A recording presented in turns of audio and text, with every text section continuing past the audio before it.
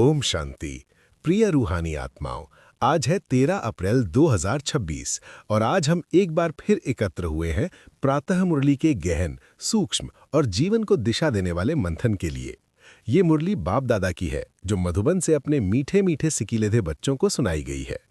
आज की मुरली विशेष रूप से हमें हमारी आने वाली ऊंची स्थिति, हमारे असली अधिकार और हमारे पुरुषार्थ की दिशा को स्पष्ट करती है। ओम शांति। आज बाबा ने एक बहुत ही अद्भुत और प्रेरणादायक वाक्य कहा। मीठे बच्चे, अभी तुम ऐसी दुनिया के मालिक बनते हो जहाँ कोई हद नहीं। योग बल से सारे विश्व की राजाई लेना ये भी वंडर है। वास्तव में ये बहुत गहरा रहस्य है। आज हम सीमाओं में बंधे हुए हैं, देश की सीमाएं, समाज की सीमाएं, शरीर की सीमाएं, लेकिन बाबा हमें उस स्थिति का स्मरण कराते हैं जहां कोई सीमा नहीं होगी। स्वर्ग में न कोई बंधन, न कोई डर, न कोई संघर्ष, केवल स्वतंत्रता और सुख। मतलब हम वास्तव में फिर से विश्व के मालिक बनने वाले हैं। हाँ, और ये कोई कल्पना नहीं, ये इस अनादि ड्रामा का निश्चित भाग है। हम पहले भी विश्व के मालिक थे, सूर्यवंशी, चंद्रवंशी राजाओं के रूप में। फिर 84 जन्मों की सीढ़ी उतरते उतरते हम नीचे आए और अब बाप फिर से हमें चढ़ा रहे हैं। आज के प्रश्न में भी बहुत गहराई थी। ड्रामा के किस बंधन में बाप भी बंधा हुआ है? बाबा ने स्वयं कहा, मुझे तुम बच्चों के सम्मुख आना ही है, मैं इस बंधन में बंधा हुआ हूँ। ये बहुत अद्भुत बात है। परमात्मा भी बंधे हुए हैं। हाँ, लेकिन ये बंधन मजबूरी का नहीं बल्कि ड्रामा के नियम का है।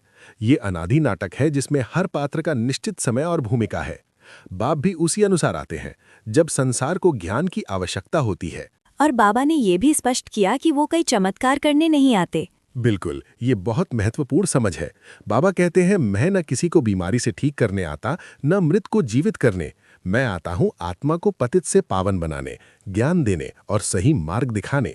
गीत में भी भावना थी, तुम्हें पाके हमने।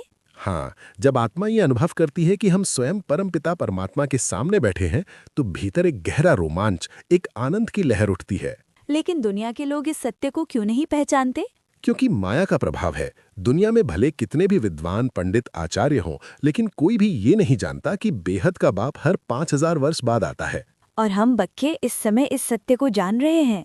हाँ, इसलिए हमारी जिम्मेदारी बहुत बड़ी है। हमें केवल जानना नहीं बल्कि इस ज्ञान को जीवन में उतारना है। बाबा ने कहा कि सब आत्माओं का बाप एक है, फिर भी लोग बाबा कहकर क्यों नहीं पुकारते? क्योंकि अपनापन खो गया है। लोग हे राम, हे खुदा कहते हैं, लेकिन पिता का भाव नहीं रखते। जबकि बाबा कहने से अधिकार जागता है। बिल्कुल, बाबा कहने से वर्षा याद आता है कि हम उसके बच्चे हैं और हमें उससे अधिकार मिलना है। आज बाबा ने माया की शक्ति के बारे में भी चेतावनी दी। हाँ, माया बहुत प्रबल है। आज आत्मा कहती है हम वर्षा लेंगे, नर से नारायण बनेंगे, और अगले ही दिन माया उसे गिरा देती है। इसका मतलब हमें बहुत सजग और स्थिर रहना होगा। हाँ, निरंतर जागरूकता आवश्यक है। अच्छे अच्छे समझदार बच्चे भी माया के प्रभाव में आकर गिर जाते हैं। बाबा ने हद और बेहद का अंतर भी समझाया। हाँ, अभी हम हद की दुनिया में हैं, सीमाएं, डर, सुरक्षा, संघर्ष, लेकिन स्वर्ग में बेहद है। कोई सीमा नहीं, कोई भय नहीं। और ये स्थिति हमें योग बल से प्राप्त होती है। हाँ, न हथियार से, न शक्ति प्रदर्शन से, केवल योग, केवल याद की शक्ति से। बाबा ने हार और जीत का खेल भी समझाया। ये भारत का ही खेल है। पहले उत्थान, फिर पतन और अब फिर से उत्थान। हम ब्राह्मण आत्माएं इस परिवर्तन में मुख्य भूमिका निभा रही हैं। अभी की दुनिया को बाबा ने क्या कहा? ये पाप आत्माओं की दुनिया है नर्क, और सतयुग पुण्य आत्माओं की दुनिया है स्वर्ग। तो हमें अभी क्या बनना है? पुण्य आत्मा, और इसके लिए पाप से बचना है, बाप से सच्चा रहना है। बाबा ने दान पुण्य की बात भी स्पष्ट की। हाँ, अभी जो दान पुण्य होता है वो अल्पकाल के लिए होता है, लेकिन बाप से जो मिलता है वो 21 जन्मों का वर्षा है। इसलिए सब कुछ बाप को समर्पण करना चाहिए। हाँ, क्योंकि वही सच्चा दाता है जो सच्चा रिटर्न देता है।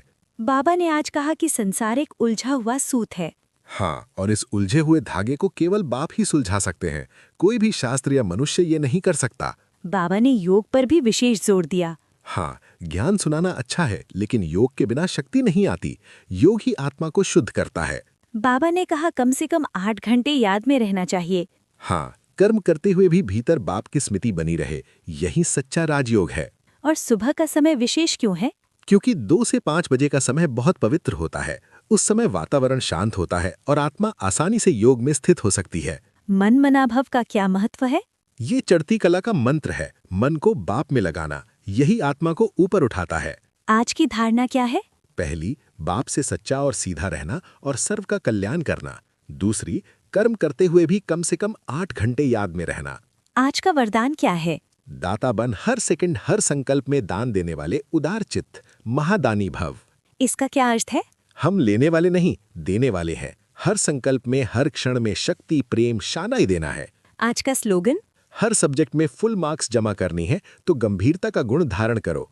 और अव्यक्त इशारा? नम्रता और मधुरता। नम्रता ही सच्ची सेवा का आधार है। जो स्वयं झुकता है वही दूसरों को झुका सकता है। अभिमान सेवा को रोकता है, नम्रता सेवा को सफल बनाती है। तो आज की मुरली का सार क्या कहेंगे?